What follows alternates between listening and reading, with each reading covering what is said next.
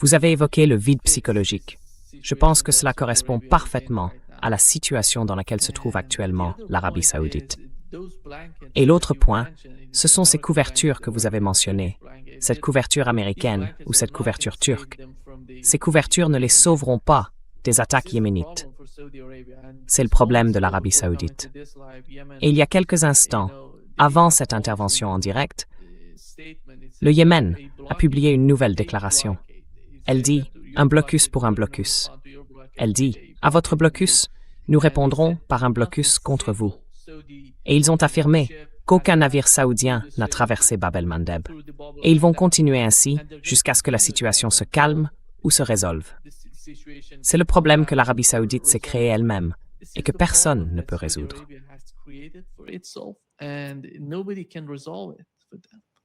Mais l'Arabie saoudite,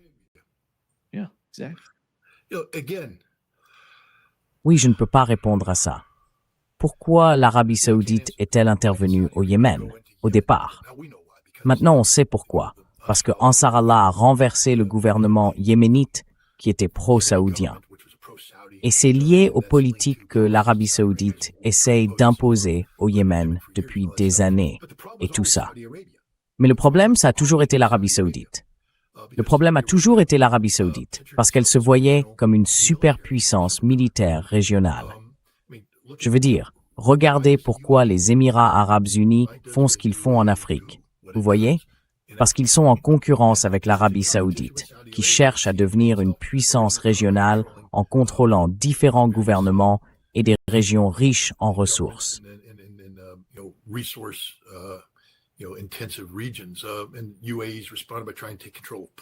Et les Émirats arabes unis ont réagi en essayant de contrôler des ports et ce genre de choses. Il y a donc une concurrence entre superpuissances régionales qui a créé un problème au Soudan. Ça a débordé sur le Tchad et ça déborde ailleurs. Ça n'a pas besoin d'arriver. Je veux dire, si les Saoudiens prenaient simplement exemple sur, vous savez, la Chine et laissaient les choses se faire, bébé. D'abord, vous n'êtes pas obligé d'être en guerre avec le Yémen. Traitez-les simplement avec respect.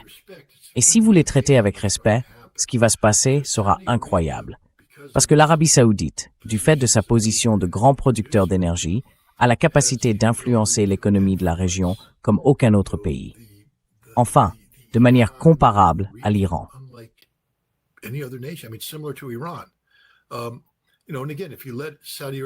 Et encore une fois, si vous laissez l'Arabie saoudite et l'Iran coexister pacifiquement, un équilibre naturel s'instaurera. Un équilibre naturel s'instaurera.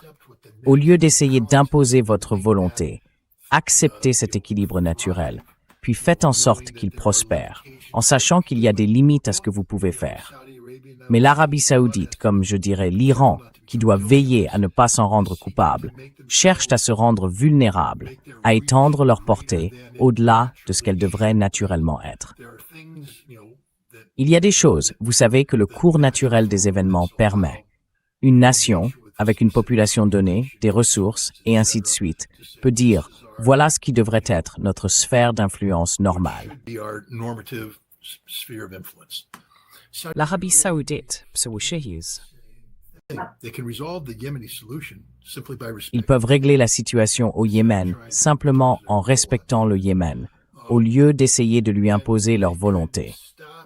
Et ils pourraient arrêter de chercher la compétition militaire en Afrique et travailler avec les Émirats arabes unis pour établir une relation économique équitable. Les Chinois sont bons dans ce domaine. Si les gens laissaient simplement l'économie guider les choses, au lieu d'essayer de s'imposer par la force des armes. L'un des problèmes, quand on construit une armée, c'est qu'on ressent ensuite la tentation de l'utiliser. Les gens devraient consacrer davantage d'argent au développement économique, au développement des infrastructures, moins à l'armée, et investir dans la diplomatie plutôt que dans des académies militaires.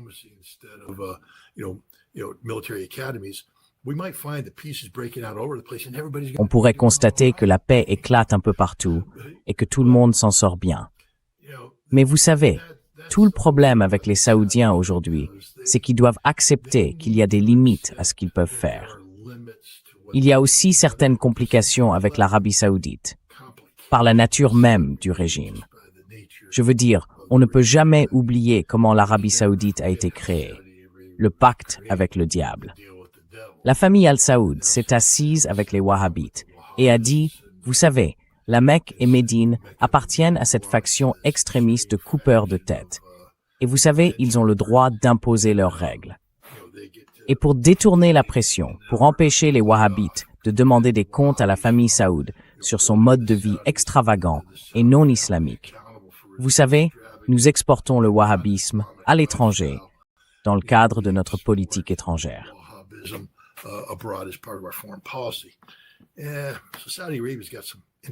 Oui, l'Arabie saoudite a ses propres problèmes intrinsèques qui ne peuvent pas être résolus si elle continue d'exister telle qu'elle existe aujourd'hui. Je veux dire, soit la famille saoudienne doit partir, soit les wahhabites doivent partir. Mais les deux ne pourront pas coexister pacifiquement encore très longtemps. Quoi qu'il en soit, vous savez, l'Arabie saoudite n'a pas besoin d'être... Vous savez comment on parle de l'Ukraine, saignée à blanc par l'Occident, pour servir de faire-valoir face à la Russie. L'Arabie saoudite doit se réveiller et comprendre que les États-Unis l'utilisent comme faire-valoir contre l'Iran et que nous nous moquons de l'Arabie saoudite. Vraiment. Et que si le pire devait arriver, nous laisserions l'Arabie saoudite être réduite à néant. L'Arabie saoudite ne signifie rien pour nous.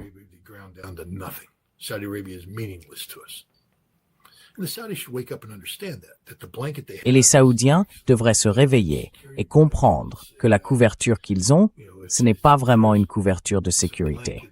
C'est une prison. C'est une couverture que les États-Unis utilisent pour vous envelopper, vous retenir, vous y rendre dépendant et tout le reste. Nous ne nous soucions pas de l'Arabie saoudite. Nous ne nous soucions de personne au Moyen-Orient, sauf d'Israël. Et même là, nous ne nous soucions pas vraiment d'Israël. Nous sommes contraints de nous soucier d'Israël pour différentes raisons. Mais dès que les gens comprendront cela, chaque dirigeant arabe qui se réveillera en disant « Je suis un ami et un allié de l'Amérique », non, vous ne l'êtes pas. Nous ne vous aimons pas. En réalité, nous vous détestons. Regardez l'Amérique. Regardez la réalité de l'Amérique aujourd'hui. Moi, je ne voudrais pas être musulman et vivre en Amérique.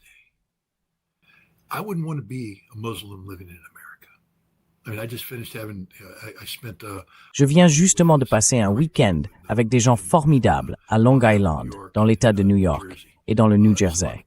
Des membres de la communauté islamique, chiites comme sunnites. Ils se sont réunis à l'occasion de l'Ashura et de l'Arba'in pour parler de ce que Karbala signifie pour le monde islamique. Ce sont des gens pacifiques, instruits. Ce sont de bons citoyens. Ils se sentent concernés.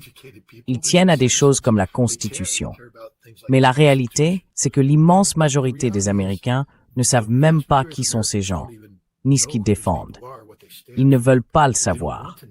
Nous sommes enfermés dans une ignorance qui permet à des gens comme Laura Loomer, Sarah Adams et d'autres de propager cette islamophobie. Et donc, vous savez, nous n'aimons même pas les musulmans qui vivent en Amérique, des Américains loyaux. Vous pensez qu'on aime les Saoudiens? On ne sait même pas qui sont les Saoudiens.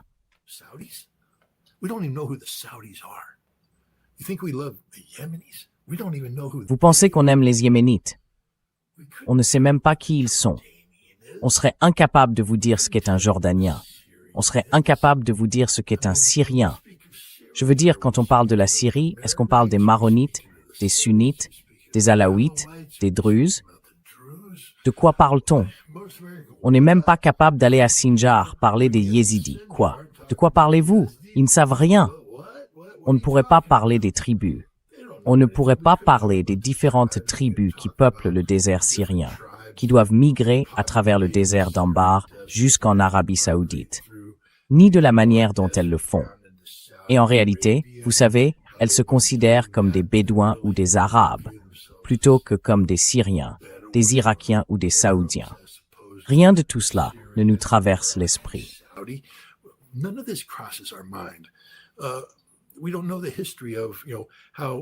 Nous ne connaissons pas l'histoire de, vous savez, la façon dont les courants sunnites et chiites ont commencé. Vous savez, je dois m'informer en permanence. J'ai parlé de la bataille de Kerbala, et j'ai dit que les chiites de Hussein s'y étaient opposés aux sunnites de Yazid. Or, il n'y avait pas de chiites lors de la bataille de Kerbala, et il n'y avait pas de sunnites non plus. Il y avait des musulmans. Les musulmans qui croyaient aux enseignements du prophète Mahomet. Appelez-les les sunnites, ce qui est devenu le chiisme. Et les musulmans qui avaient permis au califat omeyyade corrompu de corrompre les principes islamiques, appelez-les les gens qui soutenaient Yazid. Mais, vous savez, il n'y avait ni sunnites ni chiites. Il n'y avait pas de soufisme à cette époque, cet aspect mystique qui transcende à la fois les courants sunnites et chiites. Mais l'Américain moyen ne le sait pas.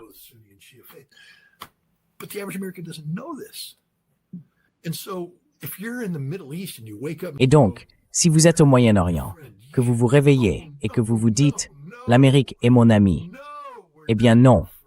Non, nous ne sommes pas vos amis. Nous vous méprisons.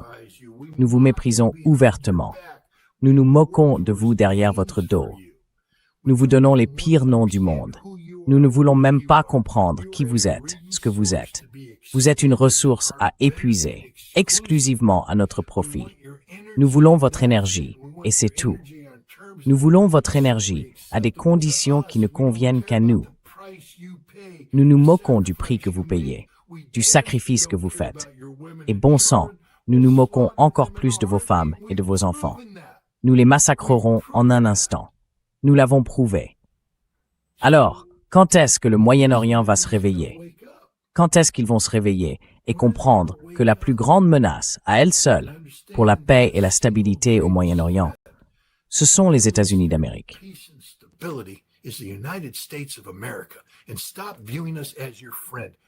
Et arrêtez de nous voir comme vos amis. Nous ne sommes pas vos amis. Un ami ne vous ferait jamais ce que nous vous faisons. Un ami ne demanderait jamais à son ami de brûler sa maison. Et pourtant, c'est ce que nous demandons au Moyen-Orient de faire, pour notre seul bénéfice. Brûlez votre maison. Et ce n'est pas comme si nous avions un plan pour reconstruire votre maison ou pour vous réinstaller. Brûlez votre maison. Pourquoi? Parce que c'est bon pour nous. Mais c'est pas bon pour moi. Mais je me fiche de vous. Ah, la vérité éclate au grand jour. L'Amérique, en tant que nation, collectivement, nous voulons que le Moyen-Orient brûle sa propre maison parce que ça nous apporte des gains à court terme. Si je vivais au Moyen-Orient, je rejetterais totalement les États-Unis. Ça ne veut pas dire rejeter le peuple américain. Même si nous sommes ignorants, nous ne sommes pas si mauvais.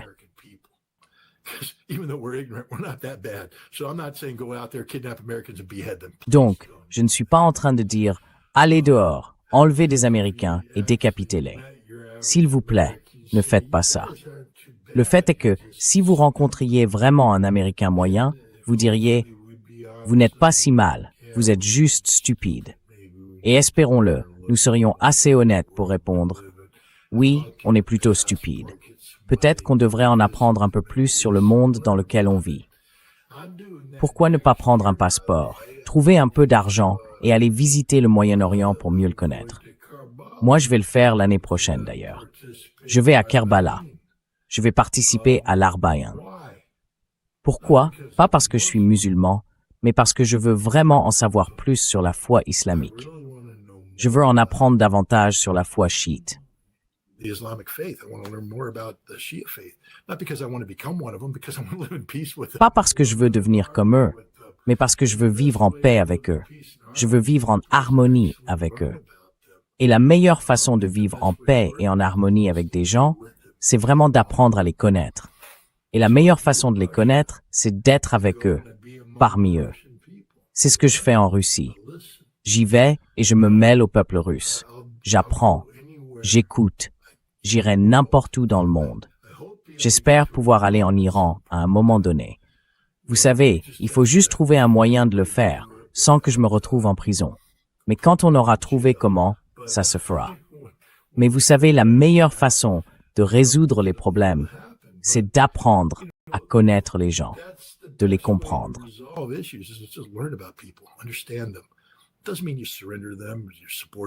Ça ne veut pas dire qu'on se rend à eux ou qu'on leur est subordonné. Vous me connaissez, je ne vais m'agenouiller devant personne. Mais pourquoi devrais-je vivre dans un monde où c'est ça, mon choix? Se tenir droit ou plier le genou? Et si on se tenait côte à côte, qu'on tendait la main et qu'on disait « Hey, comment ça va ?» C'est ce que je fais. Je fais fabriquer ces pièces commémoratives quand je vais en Russie. Chaque fois que je pars en voyage, je fais une pièce commémorative.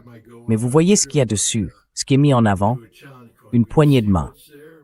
Quand je suis allé en Russie pour la première fois, en mai 2023, ma devise, en gros, c'était une poignée de main à la fois. Je vais aller en Russie et convaincre les Russes que les Américains ne sont pas une menace.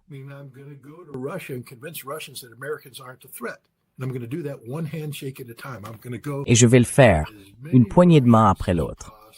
Je vais aller voir autant de Russes que possible, leur tendre la main, la serrer et leur dire « Bonjour, je m'appelle Scott Ritter, je suis américain. Ravi de vous rencontrer. Je veux en apprendre davantage sur votre pays pour que nous puissions vivre ensemble dans la paix et l'harmonie, une poignée de main après l'autre. » C'est simpliste, mais c'est vraiment la solution. Mais si vous n'êtes pas prêt à faire ça, alors vous êtes le problème, pas la solution. Si vous n'êtes pas prêt à aller vers les autres, à tendre la main, à rencontrer des gens, à leur parler, à apprendre à les connaître, à trouver comment vivre dans la paix et l'harmonie, alors vous êtes le problème, pas la solution. En ce moment, collectivement, l'Amérique est le problème.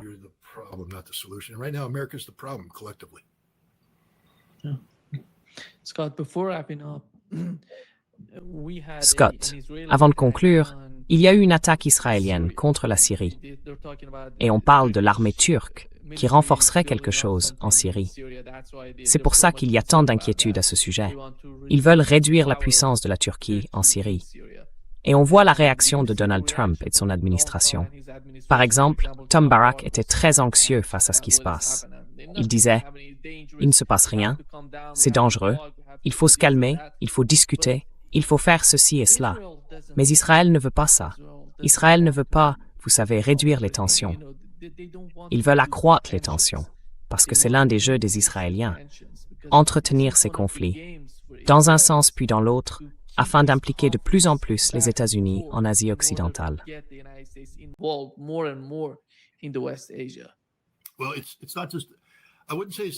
Eh bien, ce n'est pas seulement, je ne dirais pas que c'est le jeu des Israéliens. Je dirais que c'est le jeu de Netanyahou. C'est un jeu auquel Netanyahou se livre depuis un certain temps pour, vous savez, se poser en premier ministre de la sécurité. Je suis le seul qui se préoccupe de la sécurité. On l'a vu après le 7 octobre. Encore une fois, vous savez, il y a tellement de choses qui ne vont pas autour du 7 octobre.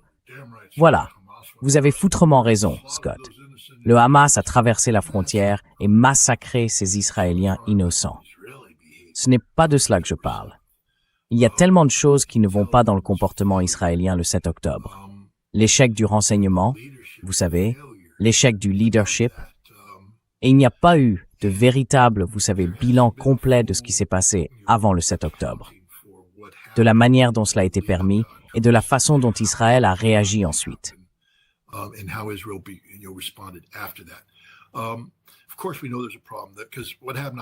Bien sûr, on sait qu'il y a un problème. Parce que ce qui s'est passé le 7 octobre, c'est que les Israéliens se sont retournés et ont dit « D'accord, on va régler le problème de Gaza une fois pour toutes ». Et ils ont mis en œuvre des politiques qui ont conduit au génocide en cours qui se poursuit encore aujourd'hui. Et c'est devenu un échec politique pour Israël. Oui, ils sont très forts pour tuer des Palestiniens, mais ils ne sont pas très forts pour résoudre le problème palestinien. Le Hamas existe toujours. Ils ne l'ont pas vaincu. Ils ne vont pas le vaincre.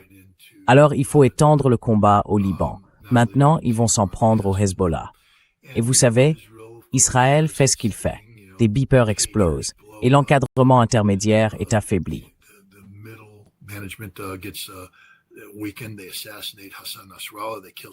Ils assassinent Hassan Nasrallah. Ils tuent certains hauts responsables. Et le Hezbollah doit prendre du recul et se réorganiser. Mais regardez le Hezbollah aujourd'hui. Il est vivant et combatif. Israël n'a pas résolu ce problème. Ce problème est insoluble. Israël ne peut pas résoudre le problème du Hezbollah. Alors maintenant, ils étendent le conflit à l'Iran, parce que vous savez, au fond, c'est ce que Netanyahou a dit. Si nous réglons le problème iranien, tous les autres problèmes se régleront d'eux-mêmes. Mais Israël n'a pas pu résoudre le problème iranien. Ils ne vont pas le résoudre. Le problème iranien est insoluble. Et maintenant, une élection approche, où d'autres étendent ce conflit, en Turquie, et ils vont utiliser la Syrie comme vecteur.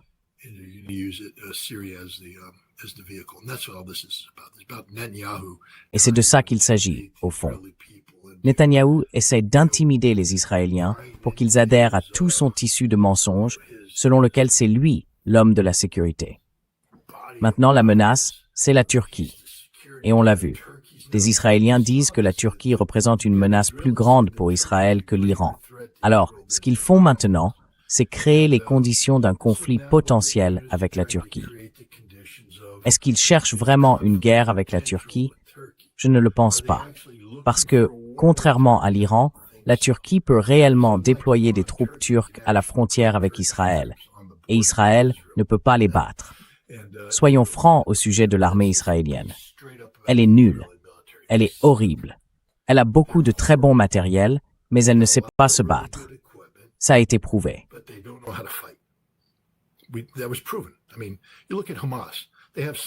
Je veux dire, regardez le Hamas.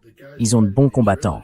Mais de manière générale, les gars qui affrontaient les Israéliens, c'était juste des gamins avec de grosses armes.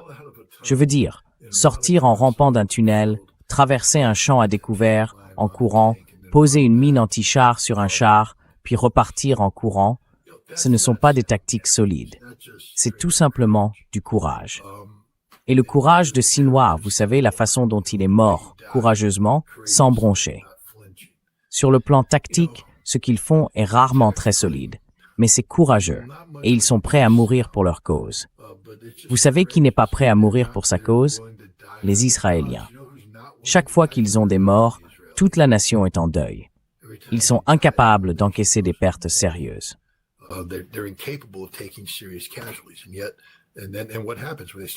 Et pourtant, que se passe-t-il ensuite? Quand ils commencent à subir de lourdes pertes, ils doivent reculer. Enfin, allons. Si Gaza était vraiment une menace existentielle, ce serait réglé aujourd'hui. Ce n'est pas un problème militaire difficile si votre armée est prête à faire ce qu'il faut pour accomplir la mission. Le problème avec les Israéliens, c'est que quand ils commencent à subir des pertes, ils reculent, parce qu'ils ne savent pas encaisser les pertes. Ils ne savent pas mourir. Et on le voit au Liban. Vous pouvez prendre ces villages défendus par le Hezbollah. Moi, je peux les prendre. Donnez-moi mes marines, et je les prendrai tous, un par un. Je perdrai beaucoup de marines. Oh, nous mourrons. Mais bon Dieu, nous prendrons ce village.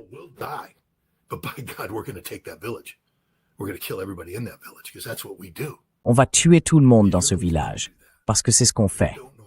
Les Israéliens, eux, ne font pas ça. Ils ne savent pas mourir. Ils ne veulent pas mourir. Et donc, quand la Turquie... Laissez-moi vous dire quelque chose sur les Turcs. Vous vous souvenez de ce coup d'État qui a eu lieu en 2016?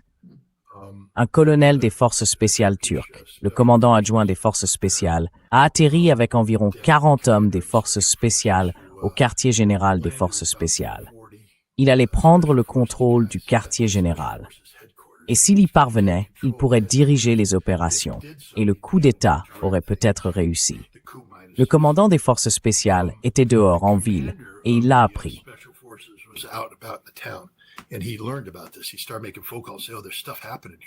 Il a commencé à passer des coups de fil en disant « Oh, il se passe des choses ici. » Il ne pouvait pas revenir. Ils ont essayé de tendre une embuscade à sa voiture, et il y a échappé. Mais alors qu'il retournait là-bas, il appelle le poste de commandement, le sous-officier de service. Et le sous-officier de service, je ne me souviens plus de son nom, était adjudant-chef, un type expérimenté, un vétéran du combat.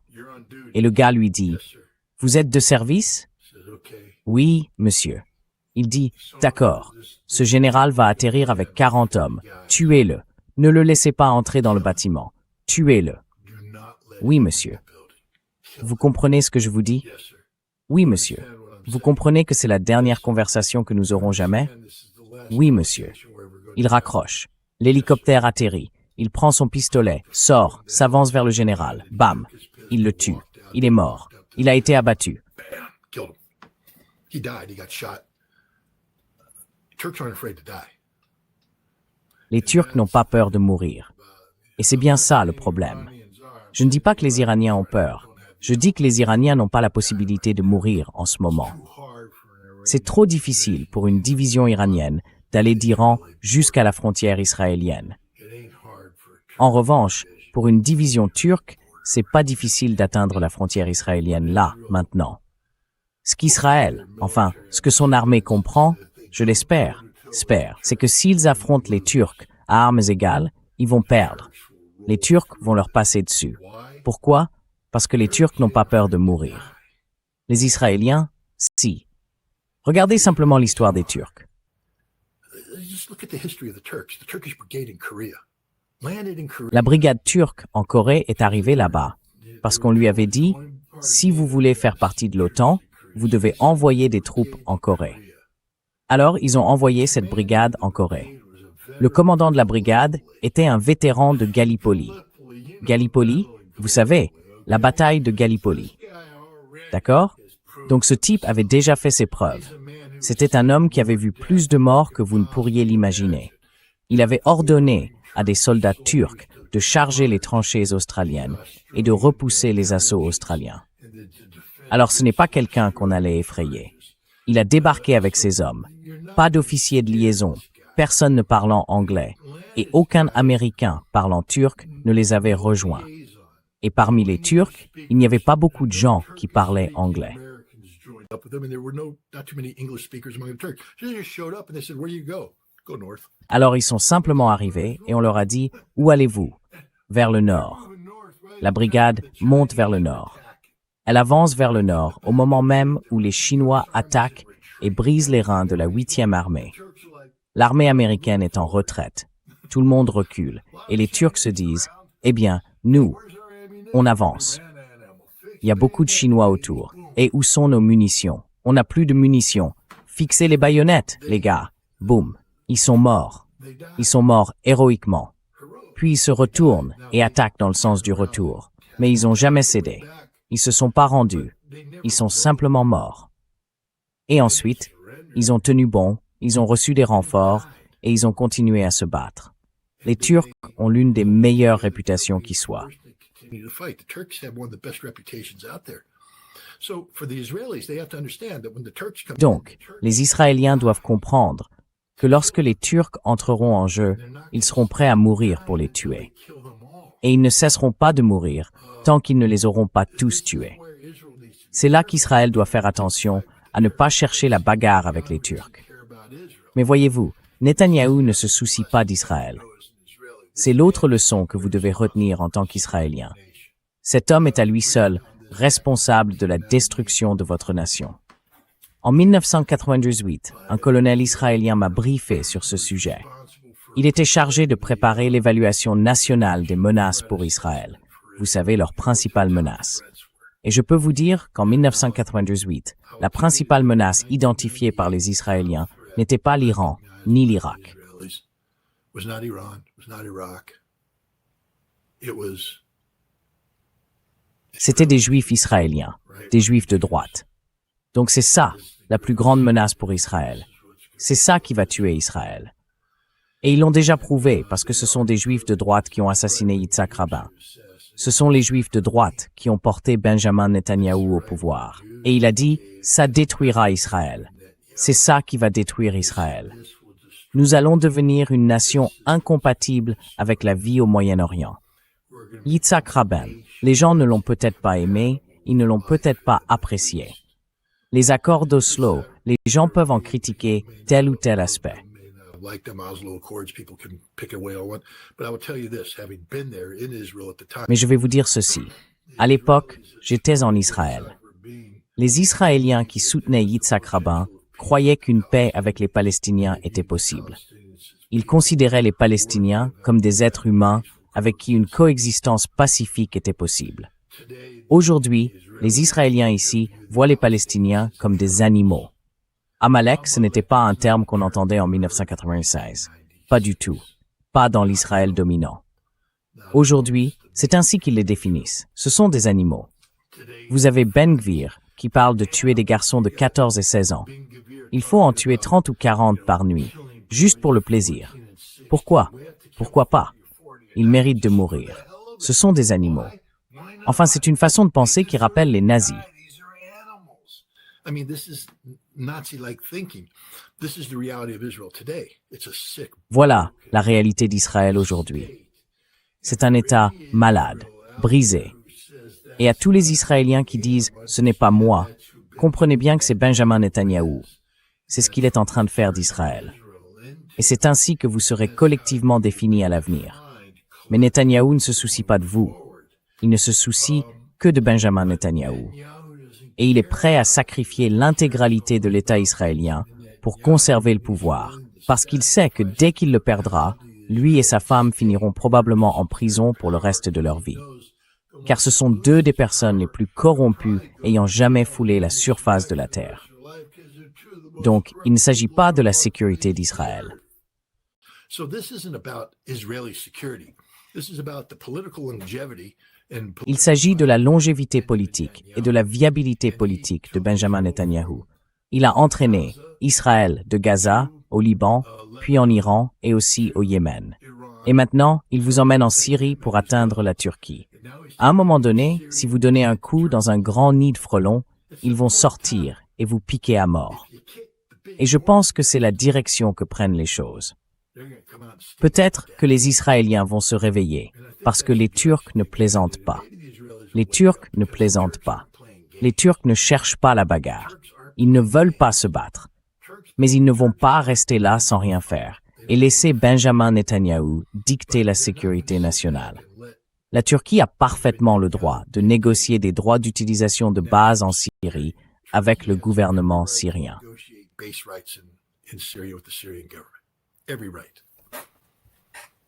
Tout à fait.